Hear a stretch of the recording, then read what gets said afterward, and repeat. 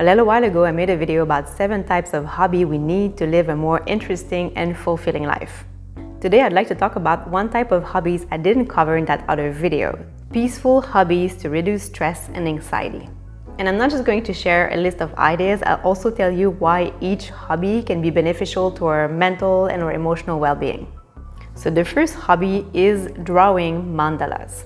So the word mandala comes from Sanskrit, and Sanskrit is an ancient and sacred language of India, and mandala means sacred circles. In some Eastern traditions, mandalas represent the universe or one's spiritual journey, the cycles of life and death, and also the interconnectedness of all things. It's considered a sort of spiritual hobby or a spiritual practice. Drawing or coloring mandala can easily get you into a sort of meditative state or flow state, and it's very relaxing. It's a kind of activity where you can lose track of time and then forget about your worries and problems and be in the now. It gives your mind a break. It's probably why it has become so popular in the West, because we Westerners tend to be pretty stressed out. The second thing is green exercise. We all know that exercising is good for mental and physical health, but what's even better is green exercise, meaning exercising in nature. Studies have shown that exercising in nature triggers the relaxation response, decreases stress, and improves sleep. It also raises your vibrational frequency, and a high vibe means more energy and better health.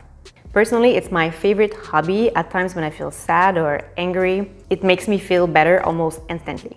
But of course, for green exercising to become a hobby, you must enjoy it.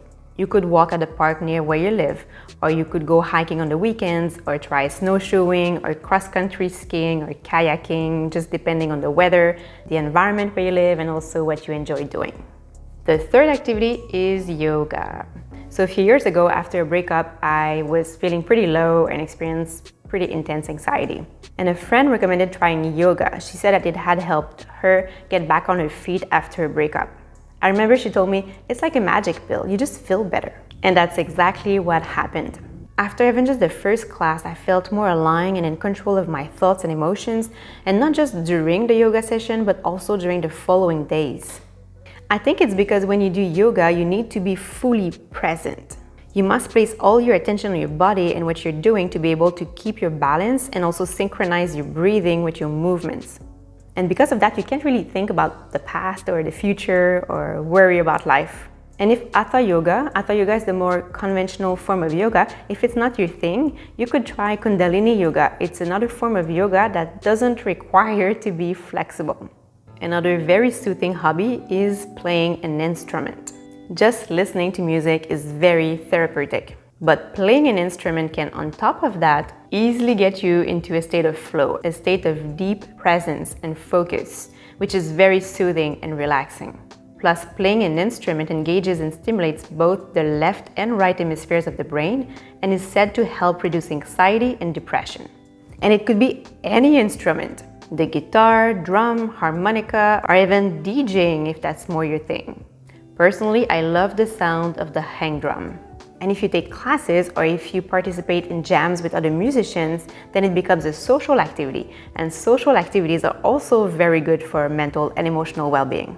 The fifth hobby is gardening or creating an indoor jungle. So until recently, even though I had heard many people say that gardening is very therapeutic, I was really never into it. But when I listened to an interview on the Smart Passive Income with the founder of Bloom and Groom Radio, which is a podcast about creating an indoor jungle or indoor gardening, my interest kind of grew.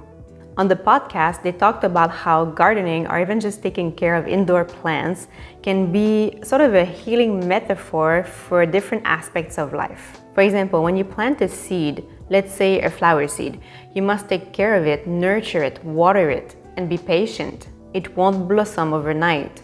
And this can be transposed to other aspects of life, like our relationships. We must take care of our relationships and nurture them if we want them to blossom. It's also true for building a business. We must be patient and give it love to see it grow and blossom. So when you take care of plants, you sort of train your mind to be patient and enjoy the process of seeing something grow and evolve. I think it's a very beautiful metaphor for life. And if you don't have a garden and if you don't have the space for a garden, you can look at the Bloom and Groom Radio's website. And on her website, the founder shares her journey into creating an indoor jungle in her very tiny New York City apartment. And she gives a lot of tips to help us do the same.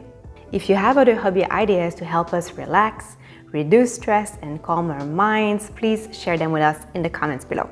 And if you haven't watched my other video about 7 hobbies to live a more fulfilling and interesting life, I'm going to link it somewhere on the screen and also in the description below.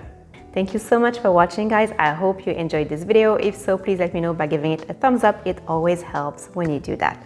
Thanks again. Thanks for watching until the end. I appreciate you very much. I wish you a beautiful day. I'll see you next week.